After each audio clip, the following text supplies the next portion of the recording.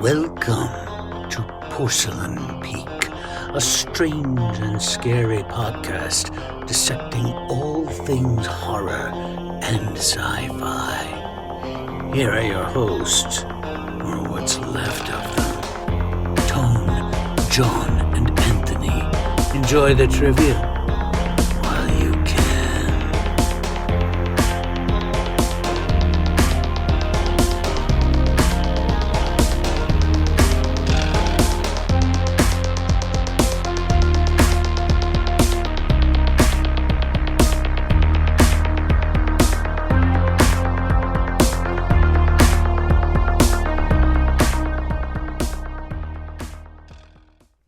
Welcome back to Season 4 of Porcelain Peak. This week, we got some news per usual. Then we're going to play trivia. I got to tell you, man, you might not be the winner this season. Depends on how these next few episodes go. That's how close it is. That's how close it is. Then, for our main really discussion... just trying to bring me down, huh? Nope, trying to boost you up. See how it is. Trying to get you there, because I want you to want it. Anyway, because you ease into it. You're like, yeah, whatever, I won this year. I've been so pissed about trivia for lately. Yeah, because I've been losing. Want it. I've been seeing the title drift away. So I was like, no, Jack. Anyway. Flying away on a stork that looks like me, which is even more hilarious. Horrifying, yeah. For our main discussion, we're talking about The Predator from 2018, directed by Shane Black, and Prey from 2022, directed by Dan Schreckenhard. Dan Offwiederjane. Off Wiener's mane. And then for our final cut, we are doing a To pitch a predator. To pitch.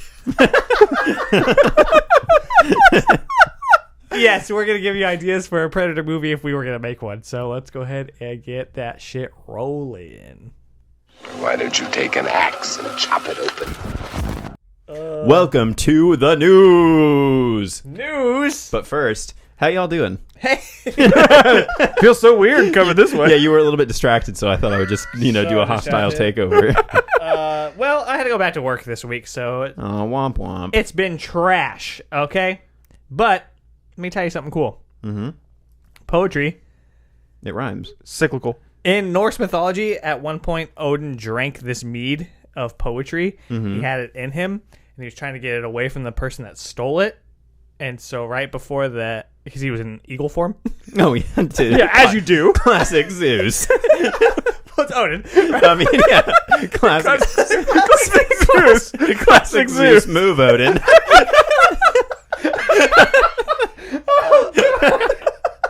Anyway. We're stupid in three mythologies. The other eagle was also a guy transformed, was chasing him, right? Yeah. Right before he was about to snatch Odin's butt, Odin ejected the meat from his ass Yeah. in a wet fart. And so, in Norse mythology, if you are good at poetry, you drank the mead that he shot out from his mouth. And if you're shitty at poetry, it's because you drank ass mead. Kid you not. That's how it was written. Is Woden who stole the... Or is... Oh, it's because it's Odin, yeah. Oh, yeah. Yeah. Odin. Yeah. W. It's because for W, Odin. I'm just imagining, like, Like he won. What if you challenged somebody to a foot race and halfway through they were just like, eagle mode. Just transformed. And then you were like, well, I guess I got to do the same thing. And then you turned into an eagle. It's a much longer story, but that's kind of the That's the ending gist. punchline. That's it, Yeah. yeah. And It's I like was like, that's common- fucking tight. Common Odin W. Woden. Surprised Taika Waititi hasn't done a riff on it. I was thinking today, and this is way off topic, but that would be super dope if they just did like a mythology show where either like episode to episode or kind of tried to make like a storyline throughout the whole thing where it's like, this is the myth. Let's do like a reenactment of that myth or whatever. Yeah. That'd be cool. Do it like Unsolved Mysteries. Like have actors coming in like... Yeah. Or something like that. But wouldn't that be cool to see like what the Thor story Just is? a fucking giant text box at the bottom says, this is a reenactment.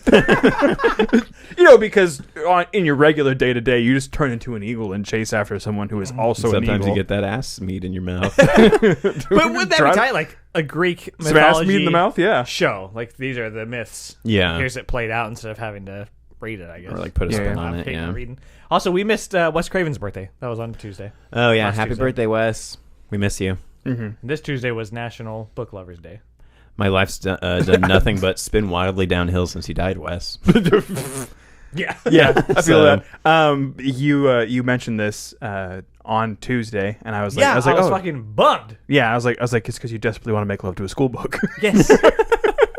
You ever had your Paper dick cuts. cut by 300 pages? Anyway, so that's how I'm doing. Manic. Pretty much. You? John, tell us how you're doing, but make it shorter. So I wanted We laughed horribly. Yeah. So I really wanted to loop back and talk a little bit about Roman mythology for a couple of seconds. Oh, okay. No, I'm doing well. I've been. Oh, I thought that was true. I was like, go on. Did you like go off, King?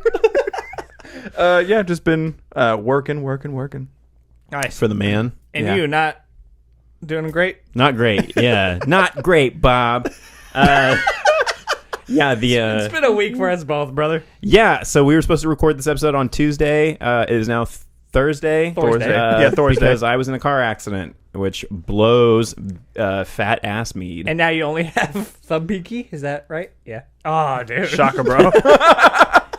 Yeah, so It was a I've real been Shaka, bro. dealing with that, and I figured, you know what better time to get on mic than when I'm at my absolute lowest, not wanting to survive, not wanting to live, not wanting to go on anymore, and I can have a little reminder from you guys why I got to keep going for at least Ask me. at least enough seasons, at least enough episodes to finish out the season. So. You're just hoping to have like a Tig Notaro finding out she has cancer. That's the second, maybe third time you've referenced Tig Notaro to me today. Yeah, it is. You got 100%. Tig Notaro on the brain. And we'll talk about the reason why. Yeah. Here in just a bit. Here in Chop Talk. But yeah, I'm fine, not missing any limbs or anything. Could have been a lot worse. And Still- his dick is bigger. Yeah, somehow. Oh? Yeah, and I somehow. want to get in that accident at least 3 times. Shit. We are just spiraling right now. Yeah.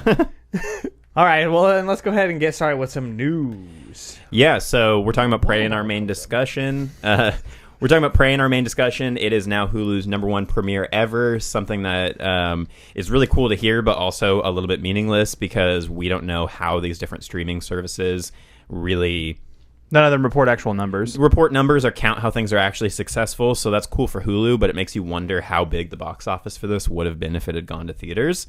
And I still feel like whether something is going to get a sequel is very... we're in a weird state where it's like something like what is it? The Gray Man is now getting 2 sequels, a spinoff or whatever, just because Netflix says that movie was popular, even though I've seen nothing but people shitting on it. Yeah. And then on the other I hand, you watched see, it. I meant to tell you. yeah, I mean, I thought it was fine. It wasn't like game changer, but it was the Russos doing an action movie. I mean, yeah, I've been thinking about checking it out, just like Yeah. after all the hate dies down or whatever. But yeah, I mean, because it was so successful, it makes me wonder: are we going to get any follow-ups to this? How do they decide on that kind of thing? Like, what does it really mean for Hulu that it was such a good premiere? But and maybe after we talk about how we felt about it, we can talk about if we would want a follow up. yeah, so that's pretty much it for the Prey news. There, it's just doing really well. Also, Eat all Prey of- news. pretty much all of the actors who are still alive, like Bill Duke, and have come out on Twitter from the original Predator and have said like Amber Midthunder is like amazing and this movie is great, and like giving their support, which is super cool to see like that band of guys Yeah. hopping onto Twitter. Blumhouse. So a couple things about Blumhouse. One is that Jason Blum, if you didn't already know, is just a huge asshole. That's kind of his bit. Like Yeah. he just Oh, I kind of didn't know goes that. into interviews and he's just an asshole. He was being asked recently about Paranormal Activity Next of Kin, which literally just came out like a year or 2 years ago. It was the straight to streaming one, right? Yeah, Yeah. it was terrible. Yeah, well, he in an interview was like, "Oh yeah, no, that movie fucking sucks. Like I hated the new Paranormal Activity, which he produced." So then all of the people who worked on that movie have been coming out of the woodwork like, "Yeah, it's really shitty when the guy who produced your movie is now just like throwing it under the bus in interviews and like moving on from it because we all worked really hard on this movie and like it just sucks when the guy like it's one thing if somebody who's not related to the project says it, but if the guy who produced the thing and it's under his banner, like he really shouldn't be talking shit about." Is he actually involved, or is he just like, here, go do your thing? You know what I mean? Well, I mean, it's still a Blumhouse movie, and if Right. he says, "Hey, here's a Blumhouse movie that sucks," like who's gonna go out of their way to watch it? Like Yeah. nobody. He should be It ain't saying me, like all of my stuff was made by talented, whatever. That's just Yeah. a small part of the other thing. Was he tweeted the other day that the Henson Company is apparently going to be involved with making the puppets for their Blumhouse Five Nights at Freddy's movie Oh, that's I going didn't to know be they were coming doing out. Yeah, I don't know who still gives a shit about Five Nights at Freddy's. Children. Children. what children? Children and Markiplier. I guess any Blumhouse movie I've gone to, there's been some kid screaming in the corner or something. So I guess maybe there is a Blumhouse children's faction that's going to dig the Five Nights at Freddy's movie. But whatever. I feel like it's been so long that it's going to be nostalgia for people that were into that. Yeah, probably. And they already came out with Willy's Wonderland, which was just a fantastic masterpiece of a movie. So And Banana Splits. yeah, I'm just kidding. Banana Splits was fine. Yeah, it was fun. Jurassic World Dominion is coming out with a 14-minute extended cut. Who cares? Whoa. It's going to radically change everything about how shitty that movie was. It's going to be a lot more awful blocking. So I did rewatch this like very recently because when I had watched it previously, it was in pretty low quality, I'll just say. Fair enough. Because I didn't give enough of a shit about it. And now that it is released in HD, I checked it out again. And it blew even harder than the first time I'd watched it, Yeah. I gotta say. I don't know who's asking for this or who wants it, to be honest with you.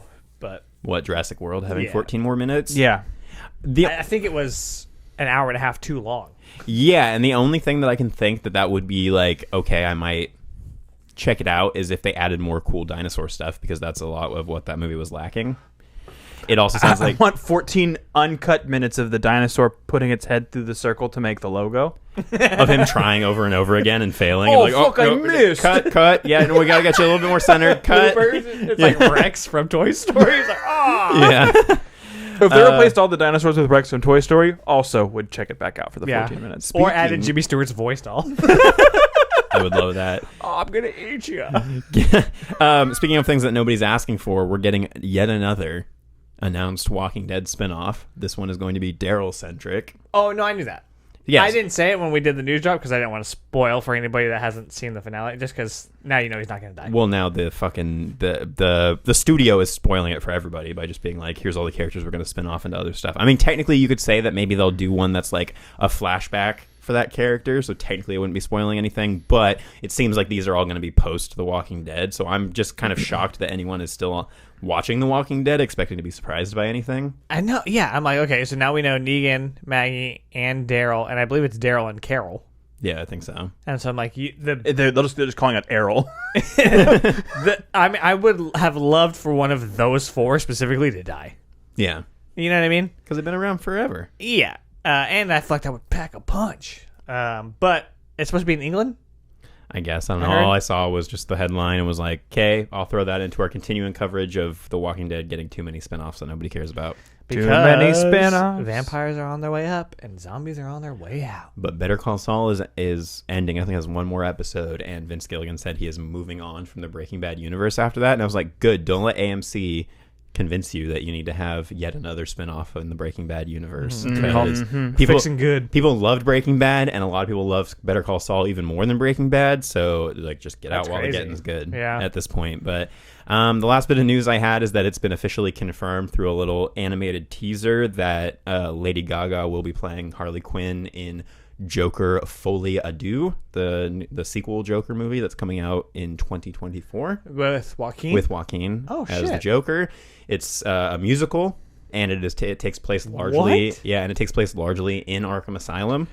Yo, so here's the deal. Like, I thought What? I thought you were gonna finish the sentence. I was gonna be like, sounds lame. You throw musical into the mix. I'm like, yeah, this sounds fucking kind of With- dope. Todd?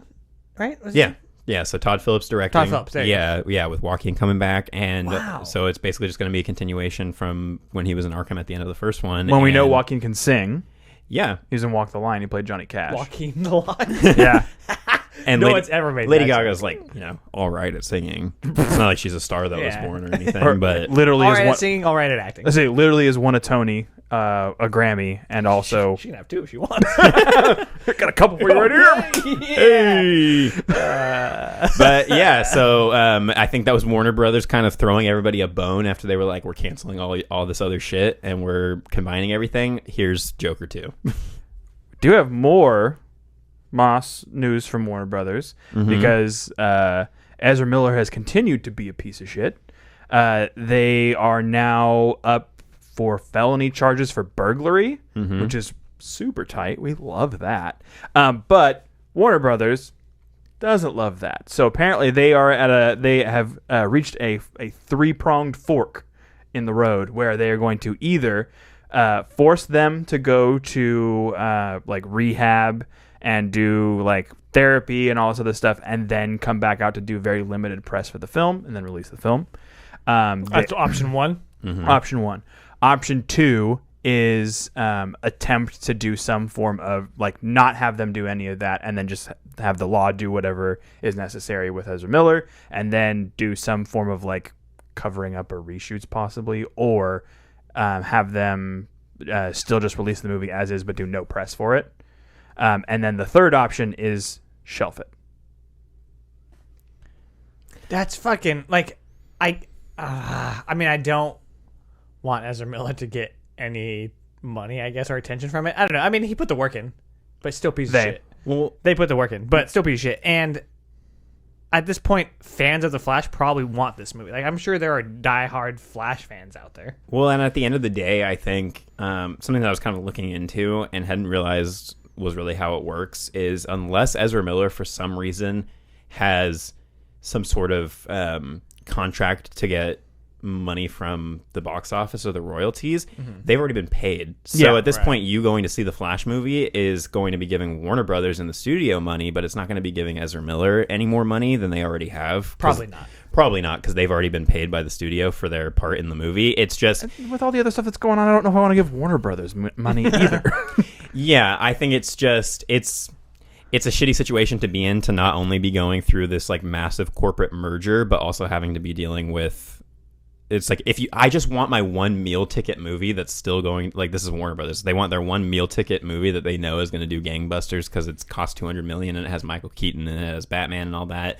They're like, we just want this to be safe. And Ezra Miller has just got to go out of their way to fuck it up.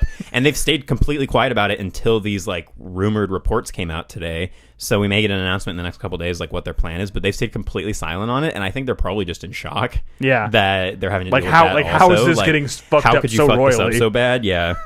Ezra was like, hey, let me be in Fantastic Beasts, and let me do Flash. And Warner Brothers was like, got it. And then he was like, I'm gonna fuck up Fantastic Beasts, and then let me fuck up the Flash. Yeah, And they were like, Damn it. damn it, you got us. We already signed the contract. We walked into that one, didn't we, Ezra? Well, brothers, it's the Warner Brothers. Yeah. They're in a meeting.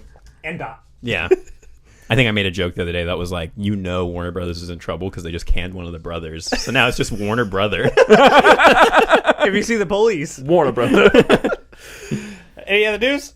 I know that there's more coming out about this. I think it's the Daywalkers show, the one with Jamie Foxx is coming to Netflix. Oh, the more, vampire one? More vampire stuff. Oh, yeah. shit. Wow.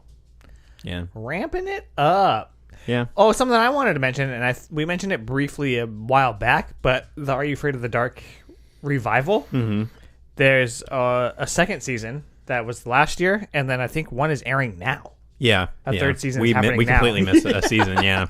I've seen people posting screen caps going like, this shit is not for kids. This is scary as hell. Really? Yeah, from the new season. And I'm like, okay, I definitely got to check this out because that sounds tight. Yeah. Because even Are You Afraid of the Dark, when I was a kid, I was like, this isn't for kids. Yeah, This is especially way that too intro. scary. Yeah. Anyway, that's all I got. Yeah. Sweet. I'll wrap it up. Good. All right. Cool. Let's get Triv it started up. with that. Trivia. Triv it up. Ba-dum. Little darling, triv it up. Ba-dum. What more do you need? That Christmas house of wax, the fog, piranha. It's one of those, right? Right? All right. Welcome to Trivia. It's going to be a blast. A blast. And A speaking blast of, from the meat ass of. yeah, so what I was going to say is show us that you drank the mead from the mouth and not from the ass, and give us a nice trivia tune. Straight from the Eagle's mouth. Your trivia tune this week is trivia, trivia.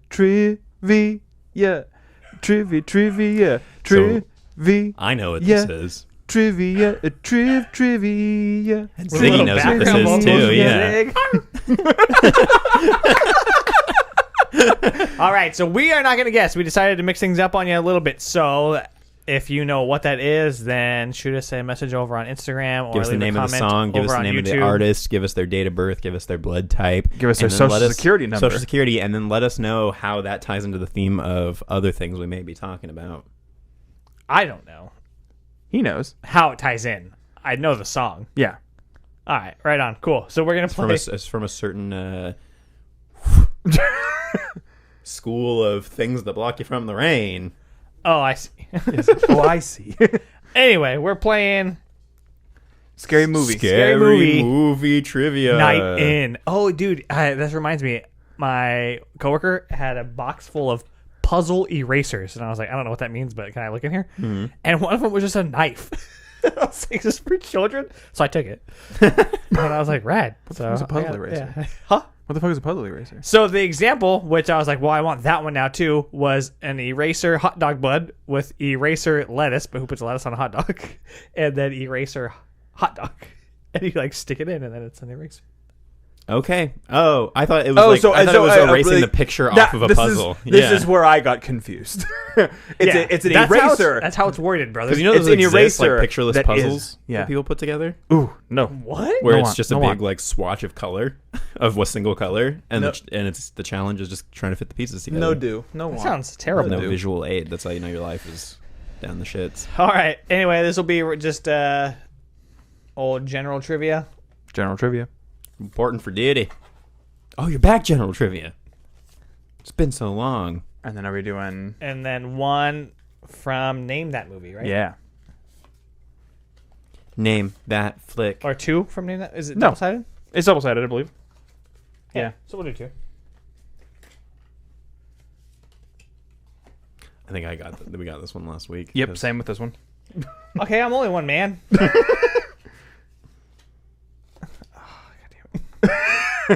Yeah. Okay. So I messed up.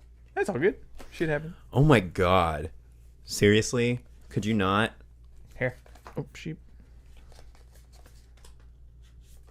We got this one too. I didn't. Okay. Oh, Yeah. that must have been the tiebreaker one.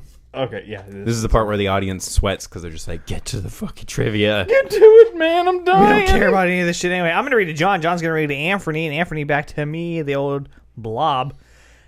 I'm coming off a win. Dubsky. Yeah, baby. John, which 2007 found footage movie is about a demon that feeds off negative energy? Demon feeds off negative energy. Negative vibes. Found footage.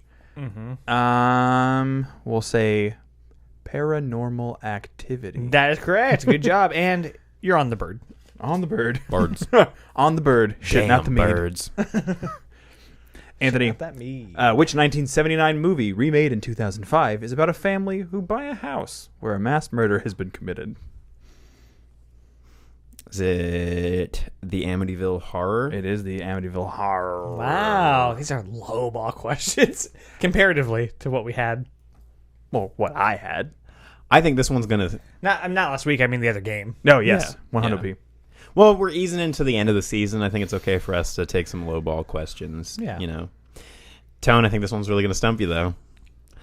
Who starred as former UN field agent Jerry Lane, or maybe Gary Lane, in the 2013 movie World War Z?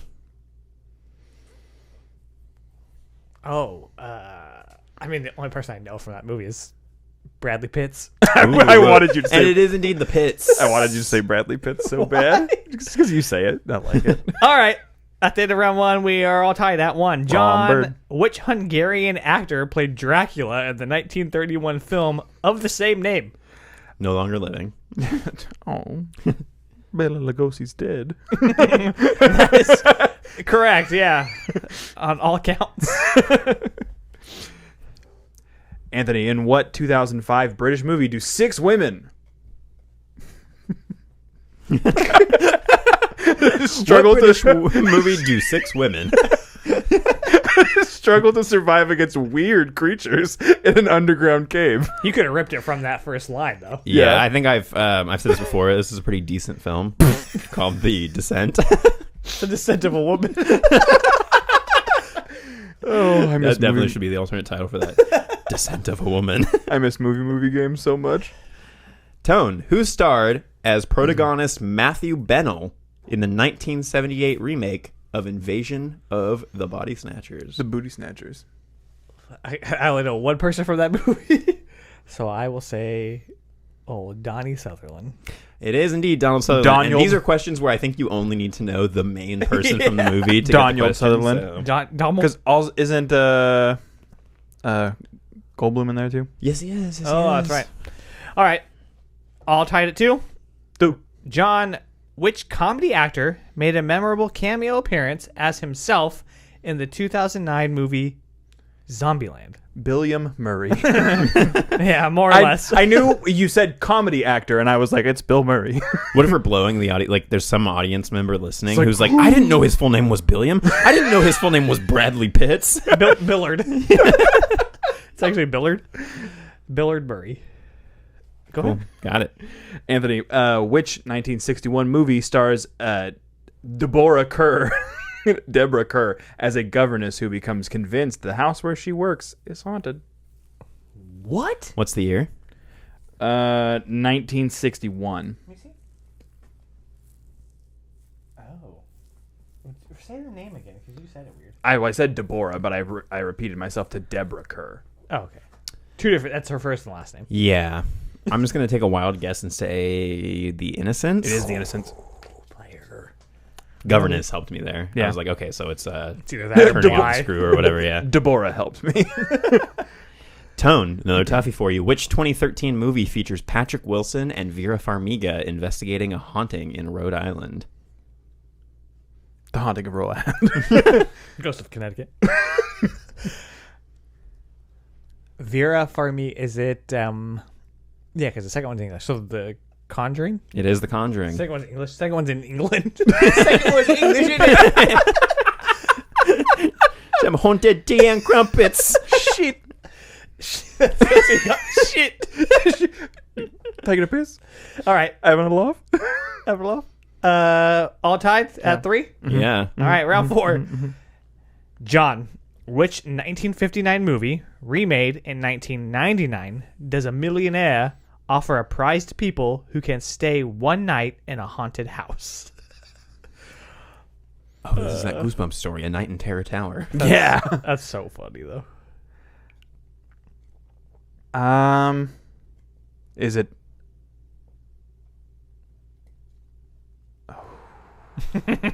What were the years again for the two?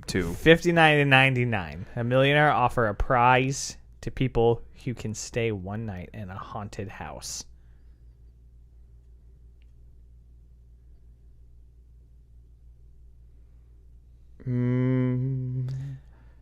Is it The Haunting? I think that's the name of the 1999 movie. Oh, That's so not the Haunting of Hill House then? No, or no, the House on Haunted Hill. yeah. Yeah, I knew what movies they were. But that's just funny that you have to, Yeah, it's like the fucking yeah, so it wanted the 59 movie. yeah. Yeah. So, I mean, I think that's fair just Oh, I because don't care. he got the other one. So, I gave you every option. gave It's, you all I had. it's like night in a haunted house, and then the answer is house on haunted hill.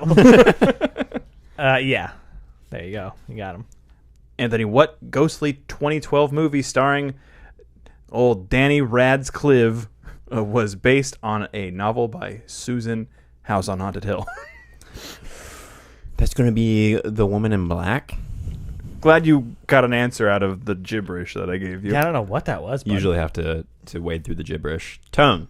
we speak John. Yeah. Fluent in Original it? answer to this? Yeah, okay. Tone. Which actor starred in the movies Theater of Blood, Mask of the Red Death, and Witchfinder General? Oh. He had me for a second. I believe that's Vincent Price. It is indeed Oh, Vincent Vinny Price. That's my Vincent Price. Old Radigan. All right, so that concludes the general trivia. Yeah? General trivia. And we're all tied at 4 still? Yeah. Okay. Some of us more or less. John, name this movie. Killer. Hell yeah. Sorority. And Billy. Okay, so we're talking about Billy. Black Christmas. There we go. Yeah. Nice job. So, So- those had forbidden words. So there's things I couldn't say in case this is your first time seeing this game. So the forbidden words were slasher, students, and Santa. But the way we did it last week was like you could describe the movie, just not use those words, right? Yep. Because you just used 3 words. That's just the easiest way to do it. Less thinking. Like I just have to Yeah. find Yeah, synonyms. makes sense. Okay. Synonyms. So this movie is a movie Oh, about shit. about a specific amount of time annually where the police don't do shit if you do shit that's wrong. The Purge. Yeah, it is the Purge. I want that to be the IMDb description. Certain time, not There's a the year. certain annual time of year where the police don't do shit if you do shit. The Purge. That's perfect. Yeah, I loved it.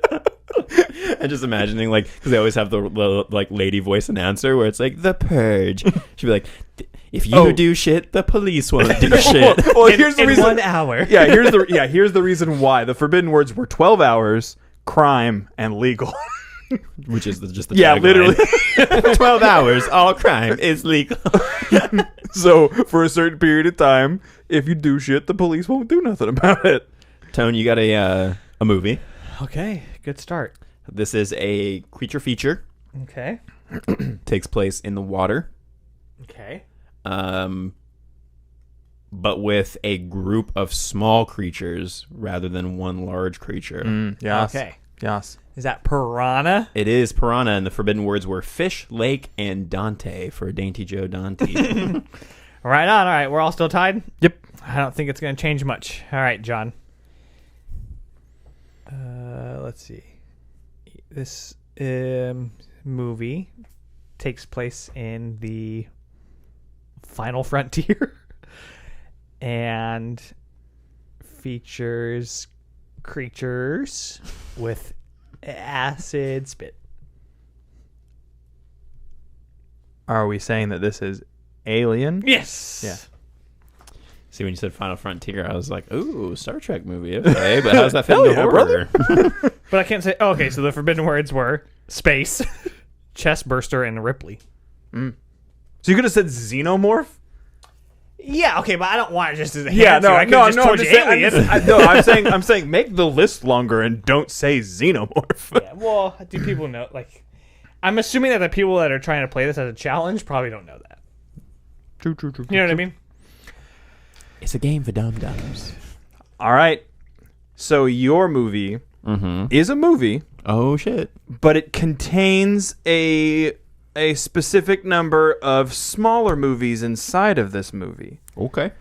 It's loosely connected, better than most movies that do this thing, around a specific holiday. And there's a dude with a sack hanging out. That was like my kind of movie. Sax hanging out. Is this Trick or Treat? It is Trick or Where Treat. Sam's got his sack hanging out? Yeah. Sam, Halloween, and Anthology were the words I couldn't say. Nice. They did a good job. Tone. I almost just said your forbidden words are. Planet.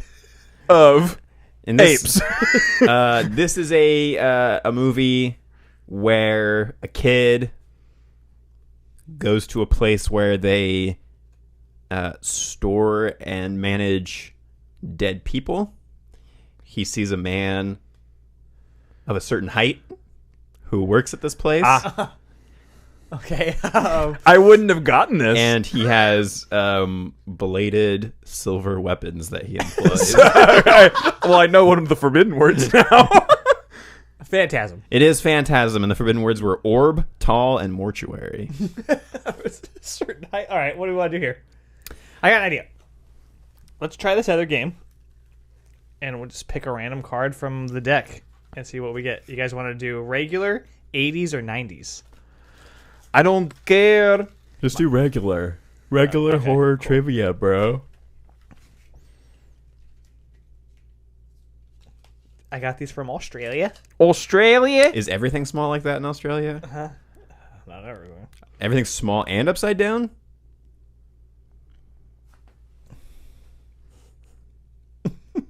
All right. Is it the ace of clubs? Yeah. It's a Joker card. Are you, oh, you're Austrian? Put another shrimp on the bobby. All right. John, which film features the poem, Your Hair is Winter Fire, January Embers, My Heart Burns There Too? That'd be it. Yeah, I mean, I don't have the answer, Yeah, but but yeah. what? That's kind of a problem. If we don't know the answer, how do we get it? Oh, it's on the card, right? No, I have to look at it. But, I mean, I knew that. Yeah, it's Yeah. it. Okay. I know. Which real-life tourist attraction in Australia lent its name to the title of this 2005 horror movie featuring actor John... Is it Jarrett or Jarrat?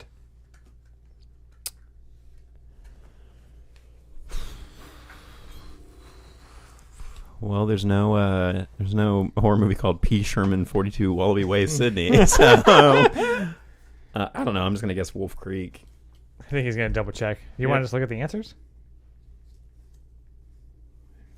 I mean, is it right there? What number is it? It's 8. Ocho. Yep, that is correct. Woo! It has a little extra here. Crater in Western Australia. Oh, I didn't know it was a tourist attraction. Cool. Don't go there. You get murdered. Okay, well, we're still tied. Yeah. If we tie this... You haven't even read a question yet. You thought you were still involved, sir. Oh, fuck. All right. Tone, which 2018 film features the tagline, If they hear you, they hunt you? Oh. Come on, baby. Quiet Place? I don't know, but it's number 18. Find out. I'm sure it's A Quiet Place. Yeah. 2018. Yes, it is. All right. Well, maybe we just all get a point then. Let's do 80s. Yeah. And then after that, if not, then we'll all get a point.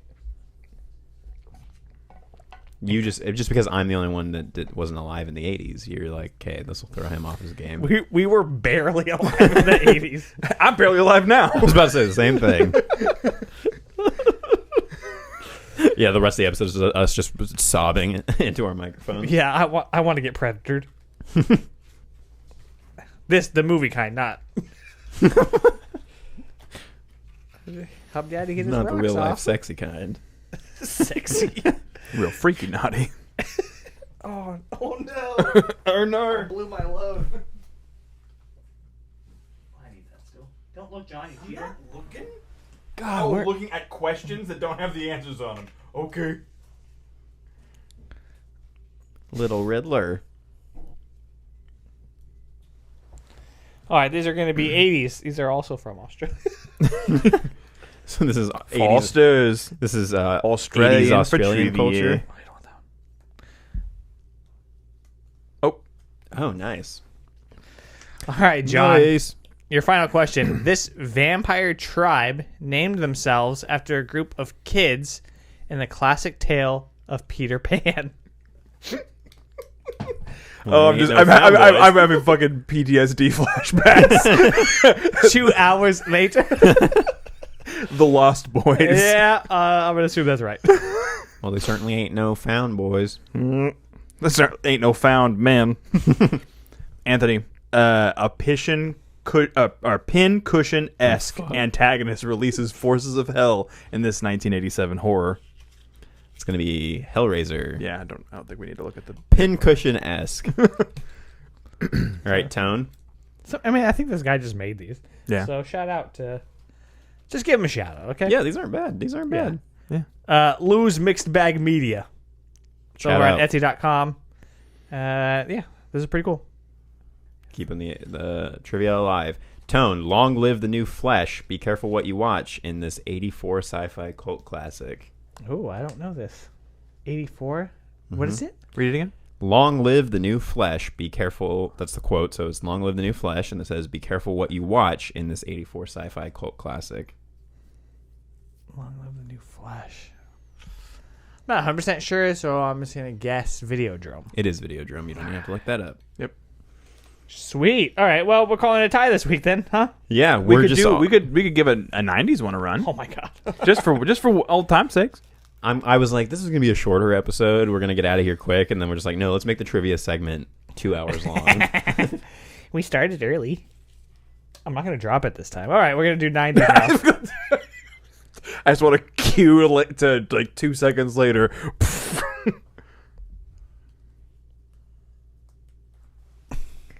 Pick a card, any card. Oh, no. Just one. All right. Oh, you're never going to get this one. Your final question, John. Oh, my God. A stellar cast brought this Anne Rice novel to gory life in 1994. Interview with the Vampire. Oh, an interview with a vampire? No, with the Vampire. This interview with Yeah, that's Mandela, bro. This is your pilot speaking. Anthony, this film took a common phobia and maximized its 8-legged scares. Arachnophobia. How funny. All right, Tone. To keep us in a deadlock. Found footage horror really took off with this creepy Lost in the Woods iconic film from 1999.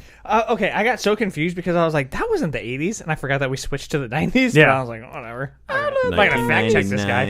1999. The Blair Witch It is the Blair Witch Project. Yeah, so let's just say we all won. Yeah. Damn it. But we got to try out all the games, so that was cool. There you go. Yeah, those ones are... I feel like there was like one or two in these that was difficult, but for the most part, I think that we're all good. Cool. Well, y'all got a few extra questions. I know I've gotten some comments recently from people saying like, yeah, trivia is my favorite part. Like some new listeners. My dad's girlfriend was listening. Sandy, if you're listening, shout out. Thanks for listening. Thanks, Sandy. Yeah, and she was saying that both her and my dad like to get all into the trivia and shout their answers. So, yeah, and these ones I feel like are a bit more accessible. yeah, and I like that. I like that. It's Just a very wee bit. low key trivia. It's not us like we're just each with a knife to the other person's throat. Sweating. I mean, I'm still sweating. It's Keith David, not David Keith.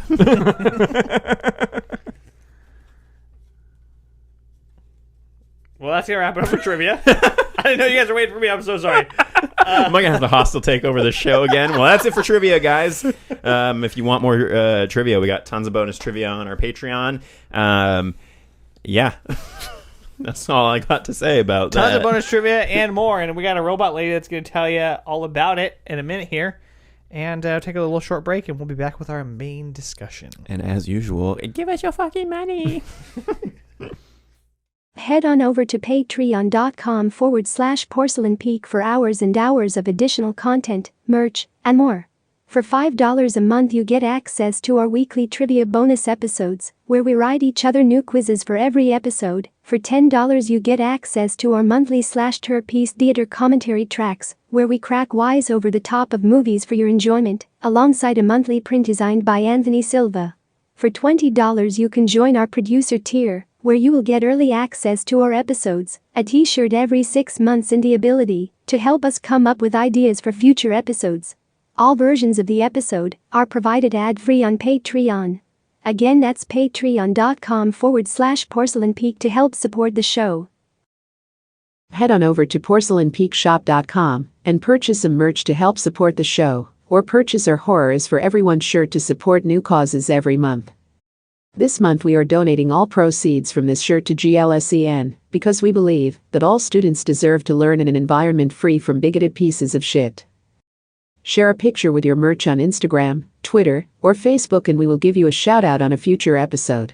Again, that's porcelainpeakshop.com to help support the show and look fly as hell in the process. Thanks to everyone for watching. Now back to Tone, John, and Anthony. Hey, you want to see something really scary? Welcome back. We'll go ahead and get started with our main discussion. As mentioned earlier, we were talking about The Predator and Prey to kind of wrap up our Predator retrospective, if you will, excluding Alien vs. Predator because we already did those. Yeah, so if you want to hear our thoughts on the Alien vs. Predator movies, hop back to our Alien franchise dissections. If you want to hear our thoughts about the other Predator movies, that was last week's episode. So if you missed it, that's on you. Mm-hmm. But you have the fucked up. power and the technology to go back in time and listen to it. Back in time. Yes, tell us a little bit about The Predator. Let me tell you a little bit about The Predator. So this is still a sequel. They're still loosely tied. Mostly just people mentioning the other events in dialogue for the most part. Did you see that crazy shit that happened to Arnold Yeah. in the jungle? Word for word. All right.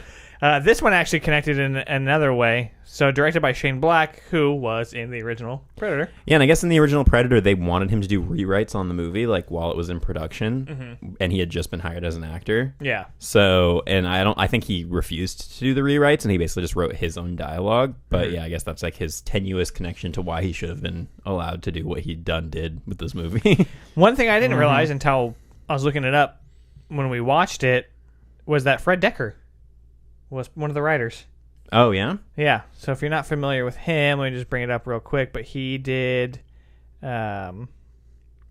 Monster Squad, Night of the Creeps, RoboCop. Like, I knew Night of the Creeps, yeah. yeah. So I was like, oh, right on, dude. That's I like cool. a lot of your movies. So anyway, this one stars Boyd Holbrook as Quinn McKenna, Jacob Tremblay as his son, who's starting to look a lot like... Yeah, he's starting to look a lot like Timothy Chalamet. Which is very confusing for me. Trayvon Rhodes as Nebraska Williams. Keegan-Michael Key as Coyle. His name's Coyle. I don't fucking know. Olivia Munn as Casey Brackett. Sterling K. Brown as Traeger. Thomas Jane as Baxley. Alfie Allen as Lynch. Game of Thrones. Yeah. Augusto Aguilera as Nettles. And then the last one I'll mention is Jake Busey as Keys. Busey. So that's one of the another one of the connections here is that that character is supposed to be the son of Gary Busey's character, Let me see that Gary Busey. and it actually is his son. Yeah. Yeah, so... So you want to give us a brief rundown on what this movie is? yeah, so... So what? Yeah, the man who is not Jai Courtney / Sam Worthington / just basically generic white action star? military man. for a long time I thought it was the dude from Tron Legacy. That it was the dude disguised as another dude. fucking, Isn't it like Jared? Garrett Hedlund. Yeah, Yeah. I was like, is that him? And I was like, Yeah, all right, from at least you're still doing Sons of something. Anarchy or whatever. Yeah, I mean, all these guys look... No, it's not the same guy. Is it Garrett? Not Garrett Hedlund in Sons of Anarchy? I thought it was. He's in Pacific Rim. Yeah. And The Sons of Anarchy guy is. Yeah, that's not Garrett Hedlund. Who's that? Charlie Hunnam. Yeah, There we go. That's what from Freaks and case Or no. case. Yeah, Charlie Undeclared. Hunnam. Yeah. Case in point. They all blend together for me. Okay. Anywho, he's in the woods on a mission. Predator comes to Earth. He sees it. The Predator starts wiping some people out. He's like, "Fuck, this shit's crazy. I'm gonna steal some of the Predator shit and mail it home." Well, because his P.O. box hasn't been paid for, it goes to his actual house. And who finds it? But his little son Jacob Tremblay. And his little son Jacob Tremblay has what this movie calls the next step in evolution, the superpower that is he is on the spectrum. being on the spectrum. Yeah. So Correct. he is able to kind of puzzle together, figure out hologram shit going on with the Predator stuff. He wears the Predator mask out on Halloween, blows up a whole fucking house. Crazy shit's going on. In the meantime, He's also bullied for being different. he's bullied for being different. In the meantime, we have Boyd Holbrook's character. He gets taken to this facility where, what's the dude's name right here? The guy Alden who's in Sterling. charge of the place, who's just like, not him, but the other guy. Sterling K. Brown. Yeah, Sterling K. Brown is just like, fucking Predators, man. Fuck that. Fucking, yeah, so fucking cool, man. Yeah, fucking Predators, bro. And he runs the place. So he gets Olivia Munn, who is like, he's like, you look like looking at stars. I got some alien shit to show you. Brings her in. All this is just happening crazy fast, and you're just trying to keep up with what's going on. Also got this room full of science people referring to this thing as the Predator. Yeah, so then they have a whole little back and forth dialogue about which becomes an ongoing joke throughout the movie, which is, well, it's technically not a predator because it's hunting for sport, so it really should have been called a hunter, which may be a reference to the fact that that's what the script for the original Predator was called, was Probably. the hunter. before it I was think I changed to the read Predator. that it was a conversation that Olivia Munn had with her sister, Okay. and it made it into the movie. Makes sense because a lot of this seems like improvised bullshit. But yeah, she comes in to study it. There is a predator that's being held captive in this facility. Garrett Hedlund, Charlie Hunnam gets put onto some sort of prison bus with a bunch of other crazy prisoner people. I don't know if I necessarily want to say crazy because there is somebody who has a mental Right. disability. So a lot of these people, well, what they refer to them in the movie is the loonies. Okay, so even Or the movie loons. says that. Yeah, and they all have some degree of mental disorder, according to the government, and that's why Holbrook's character is there Quinn, was it? Yeah, because are they like, oh, you saw an alien, so you must be crazy? Right, and basically to keep them quiet. So we don't know to what extent these other people do actually have these mental ailments that they're discussing, or if they're trying to be made to keep quiet about something else. Yeah, so basically Predator, surprise, surprise, breaks loose, goes on a big rampage. Then we find out that there's an even bigger Predator, which has already been done in a previous Predator movie. But now, this like, one is what if we even made it more even bigger and all 11 CGI? feet. Yeah. Yeah, so now there's like a super Predator, and there's Predator dogs, which we've also kind of already seen, but they're done differently here. Now they have dreads. Yeah. Well, and this Predator that we're currently dealing with, the smaller, more normal-sized Predator, is supposed to be some, like, human hybrid Predator. Yeah, so we find out in a retcon of the mythology of the Predator franchise that they apparently all of their hunting has been them harnessing DNA from the spines they rip out to make themselves better, and that they've been harnessing human DNA to make human hybrid predators, which I'm like, if you're hunting something because you see it as inferior to you, why would you take in its DNA and make yourself different? But maybe it's only stuff that has beaten them. So like, okay, what did you do to... I want those Arnold muscles. Yeah. I would love it if the Predator opened its eyes and just started like, you want a pizza? Like, just started talking like Arnold because it had Dutch DNA. Or if that had ended up being Dutch mutated, that would have been cool. He runs through the hallways murdering people, which makes no fucking sense because we find out later on that this Predator is like trying to help humanity by warning them about global warming and saying, hey, we like your planet because it's hot, but if it kills you guys, then we're not going to have shit to hunt and we're not going to be able to like come here or whatever. So you better figure that out. And the way I'm going to show you that I want to help you is I'm going to brutally murder everybody in this facility and then start skinning people alive and hanging them in the woods just so that I can properly communicate to all of you that I'm trying to help you. Yeah. And then the classic communication. Yeah, and then as things move along, I'm also going to give you like a cool suit. Oh yeah, and at the end I'm going to give you an Iron Man Predator suit. Yeah. That makes no fucking sense. But yeah, and then it turns out that Jacob Tremblay is wanted. His DNA is wanted by the Predators because he is the next step in human evolution, and they want his ultra autistic brain, I guess, to... That's what the movie says. Because he can somehow like decode and control the alien technology, and we end with a big, crazy third act in the sky on a Predator ship. Action's cool. I mean, that's really the only thing this movie has going for it, is that some of the action sequences are exciting, I guess. They're big. Yeah. Maybe that's not... Big as a giant predator. Right, and so sometimes that's fun to look at. But the characters are all kind of shitty, and I don't think that this movie handles mental illness particularly well. Seems to be going out of its way to make fun of people who have things like Tourette's. Like in Thomas Jane's character's instance, all his character ever says is like, I'm gonna eat your pussy and stuff like that, which is the like, you know, you guys remember the Tourette's guy on YouTube, like that was all the thing, is like screaming obscenities and stuff, and it's like, not great for people who actually have Tourette's and have to deal with that constantly. Which Shane Black does. This is like a representation of him. Well, I could see that because Shane Black is probably just like that character in real life. Like, because you can tell that Shane Black just seems like a pretty shitty dude if this is like what he felt needed to be injected into the Predator franchise, is like, let's have a bit like a crazy plot-centric misrepresentation of what it means for somebody to be on the spectrum. Let's have that character being bullied. And then kidnapped by predators. Let's have other people with mental illness made fun of. Let's just have every other joke be a pussy joke, or be somebody saying fuck, which was in the original, but it was like, one, it was specific characters in that group, and two, you were supposed to kind of think those characters were pieces of shit, and that's like, we talked about that with the original Predator. There's no commentary with this. Like, or at least not in the same degree, where like the previous movie, the commentary was, you know, that sometimes brute strength and like your typical 80s action machismo doesn't win you the day all of the time. Yeah, and you and I were kind of trying to piece it together off mic that maybe it's kind of trying to put a mirror on how society thinks of people with mental illnesses. Maybe, but if that is the case, it's not done in a way that it makes a lot of sense. Yeah, and this movie was also very heavily studio fucked with, so not only was it whatever bad plan Shane Black had to begin with, but the entire third act of the movie was scrapped and redone. There was going to be stuff with like horribly mutated predators that they were fighting that had like multiple arms and stuff, and they were going to fight like some other stuff, and it was going to be on the ground at night, and they were like, no, let's do in the sky big space force field big space battle instead. And it's just, It's a dumb movie that doesn't seem to. It's just confusing because you're like, Shane Black, you were in the original Predator. How do you not understand? Like, how do you not understand concept? what made that movie work? Like, why are you trying to reinvent the mythology and change everything, and then also just doing it so poorly? Like, everything is at service of comedy, but nothing made me laugh. Like, I'm just like, you're trying to make like, and also it's crazy because I love The Nice Guys, which is another Shane Black movie where I think Ryan Gosling and Russell Crowe are fucking hilarious, and the writing in that movie is so good. Where I'm like, Shane Black knows how to write comedy. So why is nobody in this movie funny? And then the movie is derailed completely by everybody just trying to have comedic moments where they.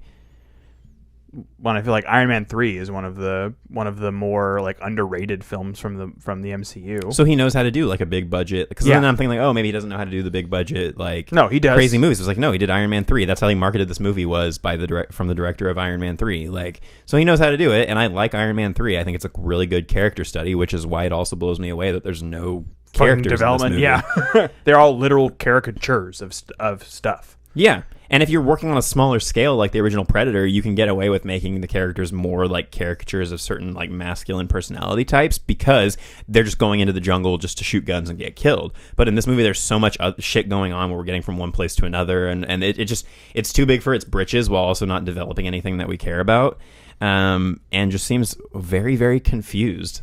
And it just kind of really, it makes me want to shit down. It makes me want to sit down with Shane Black and be like, what's happened to you? Yeah. Like what made you do this? and so you get the military and then these ex-military people trying to almost kind of fight each other but also survive. And then at one point the 11-foot Predator is like, well, I'm going to kill you all. And so instantly they're like, let's work together. Yeah. And that interaction is like almost just like that. They're like, okay, well, should we immediately work together? Yeah, because they were like, okay. we hate this guy, the guy who runs the facility or whatever, who's Sterling like K. the Brown's fucking Predators. character. Yeah, Sterling K. Brown. They were like, we hate this guy, and then literally like a scene later, he's like getting ready to help him because they're like, well, we gotta help out against the big ass Predator, and it's just what we were talking about, where it's like BAP.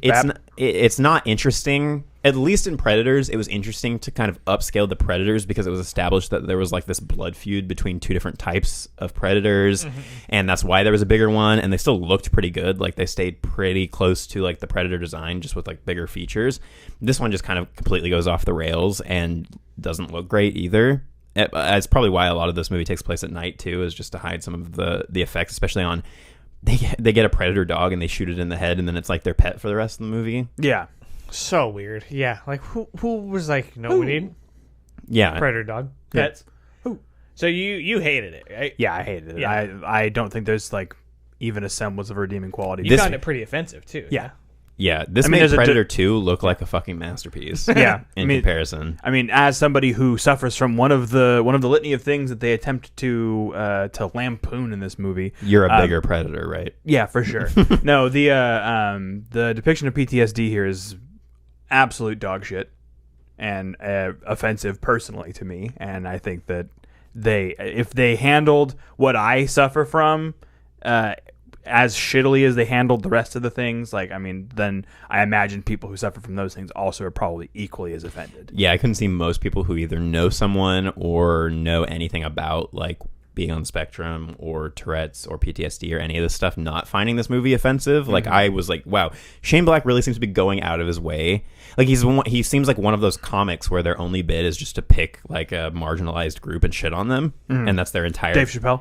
Yeah, and that's their entire bit. And he just made that into an entire movie, and I felt so sorry for Keegan-Michael Key because I'm like looking at him and going like, man, Jordan Peele is doing so well in his career. Yeah, and you're over here doing this, going like, oh yeah, your mom's pussy. It took me a bit to get. I felt very dumb because when he was like, how do you circumcise a homeless man? Punched this guy's mom in the jaw, and I was like, how does that make any sense? And I was like, oh, because she'd bite his dick off. Yeah. Oh, I get it. And I was like, still not funny, but I get the joke. But yeah, this was terrible, and I think that it taught the world the lesson that when it comes to Predator movies, you need to do what this new one that we're going to be talking about next may or may not have done, which is strip everything way back. Make it as simple as you possibly can, and that is how you make a Predator movie. I think that's a good point too, because it's and when we were trying to figure out what we would do with our own casting, which we'll talk about in Final Cut, I was trying to think of like what hasn't been done, what can we do, what can we explore, and I feel like a lot of the tendrils for this franchise have been done. Like it's going to be hard. I mean, I guess we'll see with what we've come up with. Yeah. But I was just like, this wasn't it. This was pulling like, okay, we got the military, we got a ragtag group of soldiers. It's not necessarily what made the first movie work. Yeah. Yeah. And definitely a step backward from Predators. Yeah, where Predators was trying to do something different with the concept. And Yeah. a couple of things I did want to mention, some things that I noticed or that I read about. One is that when the Predator is going through and fucking everything up in the facility, he passes by a case that has a spear in it, which is one of the spears from Alien versus Predator. Right, yeah. Seems to be some sort, because we were talking about how it seems that unlike what Ridley Scott has done to change the Alien stuff, the Predator stuff seems to still fit in potentially with... Well, we'll see. With Prey, it's questionable now, but up until that point, like it kind of feels like they could be in the same continuity with the Alien versus Predator movies. Mm-hmm. So that may have just been a little Easter egg or some sort of hint at something. The other thing too that I read about was that there were several alternate endings put together for this movie, and one of them was going to be that the facility also had Ripley, like in stasis. But that doesn't make any sense because Alien takes place like way in the future in space. Yeah. So the timeline wouldn't make sense at all. But they were like, yeah, we'll just throw in Ripley because people, it's just like, look, I recognize that thing. Yeah. And it's just the laziest way to make one of these types of movies. So yeah, I hated it. Yeah, I know that to comment on like how Alien is still kind of folded in to the universe on the Predator side, even all of like the extra materials that exist of comic books and all that sort of stuff around Predator, because that's where most of the lore has lived, is through comic book writers. Is basically their entire like subsystem and hierarchy all exists around like killing xenomorphs. Oh, which is really interesting. Mm-hmm. I didn't know that. Yeah, and what's the name of the Predators that is established in the comics? Like they have a name. Yautja? Yeah, the Yautja. Okay, yeah. So that's what that species is called, I guess. Yeah, it's Yautja, and then like their status before they kill their first xenomorph is called unblooded, and then they become blooded after they like kill a xenomorph and take their ass blood and put it on their helmet. Explore more of that. I don't know if that's one of your guys' ideas, but we'll see. Well, that's about all I have to say about that. Anybody got any more comments on this terrible outing by Shane Black? I don't think there's a lot of redeeming qualities. If any, there was one particular line that I liked with Jacob. Oh, with the reverse psychology? Yeah, they're trying to do a reverse psychology thing on this kid, and he's like, yeah, I know reverse psychology, don't go fuck yourself. Yeah. And I was like, yeah, that's pretty funny. Yeah. That one got me. But other than that, I was like, this is kind of just a waste of time. Yep. For everybody. And, I feel bad, again, because I know people spent time and probably gave their best effort into making this movie. But I don't know if it was the studio or what. It missed the mark. You made a real shitberg. Yeah. Shot and a miss. I'm glad I wasn't like super into the Predator franchise when this came out, and so I could go and see it and be disappointed. I didn't really give a shit about Predator in general. Outside of like I had seen the AVP movies, so I didn't go see this one. It was in theaters. I just heard it was terrible and never had any interest to check it out. And then now, because I can actually see how terrible it is in comparison to the other movies. And I was just happy that, with that bad taste in my mouth, I was like, well, I at least hope that Prey coming out, at the time when I was watching it in a couple days, will be a nice palate cleanser. And at least for us, we have been of the camp where it's been good, bad, and we were hoping for that good. I know you didn't love 3 as much or like 3 as much as we did, but speaking of bad in this one though, what do we want to rate this out of 5 invisible Olivia Munns? Honestly, dude, I don't do this often, but I think I'm going to give it a 0. Like I just don't like this movie. Redeeming qualities. Yeah, I mean, really, like what can you take away? Like the acting's not great. It's not particularly interesting to look at.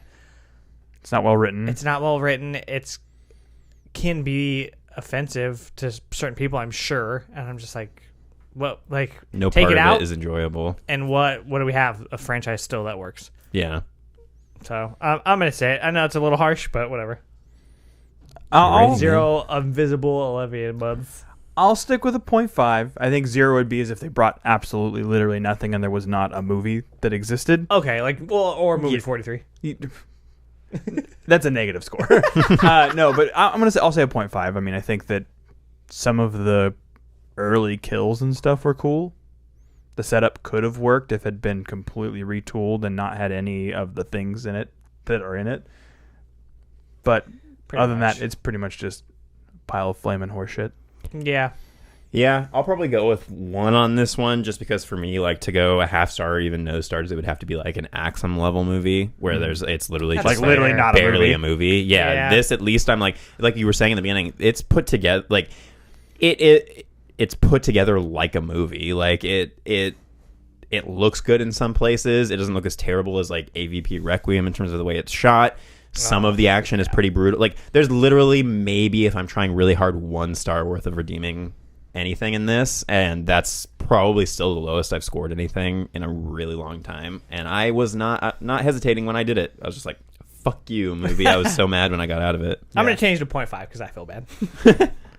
But you guys made good points. Like that it is more of a movie than Axum. Yeah, So like collectively out of 15, we gave it 2 whole invisible Olivia Munns. yeah, I'm like, just because we've seen some shit, I'm gonna reserve half stars.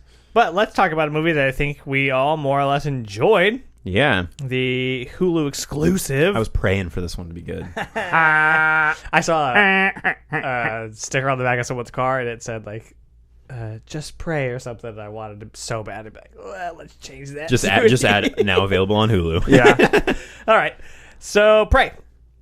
Here's the players. Dan Trachtenberg, who you might know, directed 10 Cloverfield Lane. Which I think we collectively enjoy. Yes. Writers on this one, he wrote part of it along with Patrick Asen.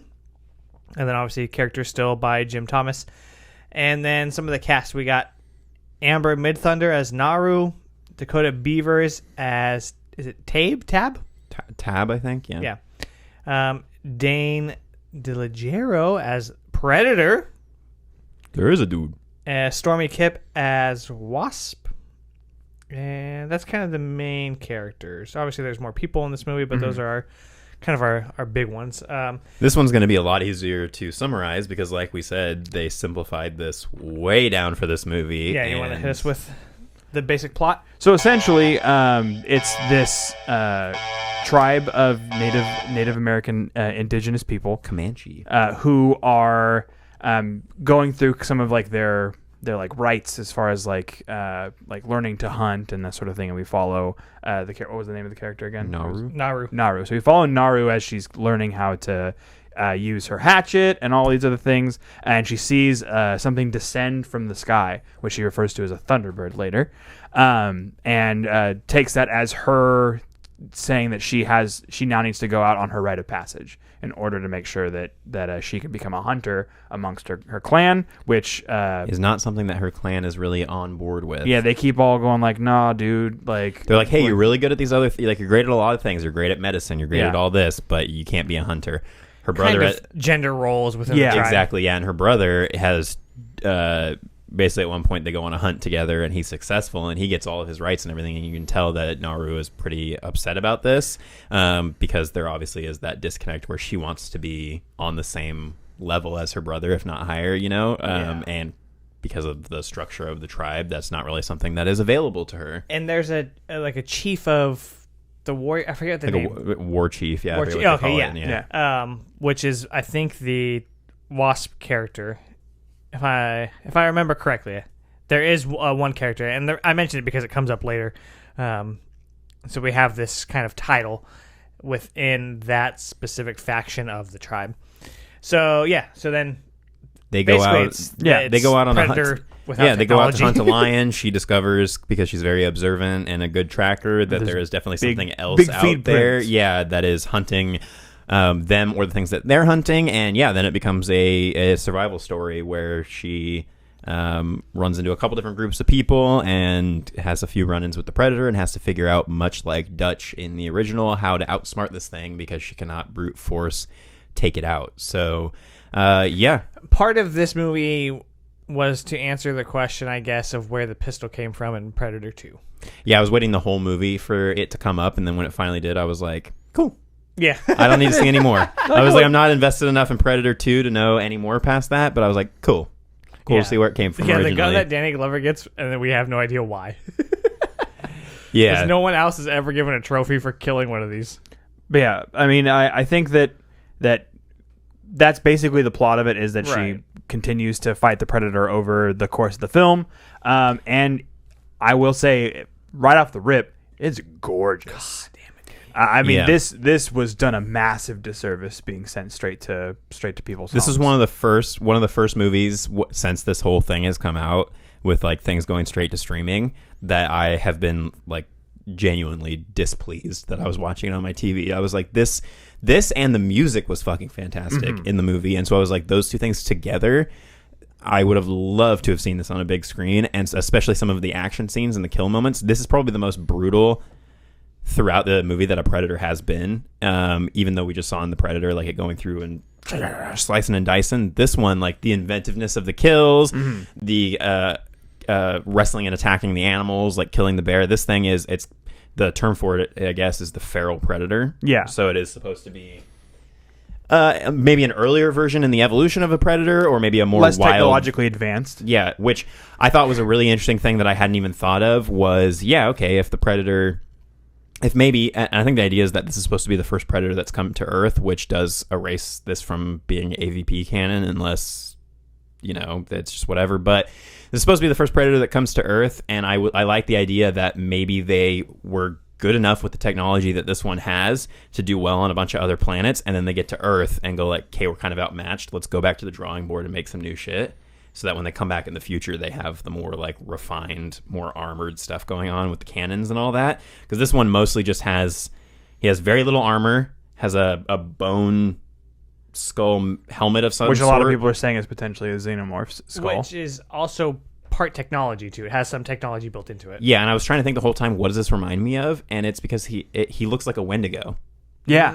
Which I was like, oh, that's a nice tie into Native American lore. Like maybe if they told this story in the future, they would call it a Wendigo, and that's how they would like try to figure out what this thing was. So That's a super good point. yeah, I so he love has that, and then he has some like cool blades that whip in and out, and he has a shield that can come out and chop dudes' heads off. So that's the thing it's funny to me, and it's just a fault of prequels, I guess, is that they try to show us technology that we haven't seen, but then it's like, well, why didn't you use that? Shield's great. We'd never seen another one with the shield. Yeah, and the shield is super fucking cool and does some really cool stuff. I think the reason why is because they have armor. Right, and then the like ball things. Yeah, little, instead of self-destructing with their arm things, he has like little drones that come out and wipe people out. So so different, but I was like, whatever, I don't care. Like it wasn't enough as like, well, why didn't you just use that?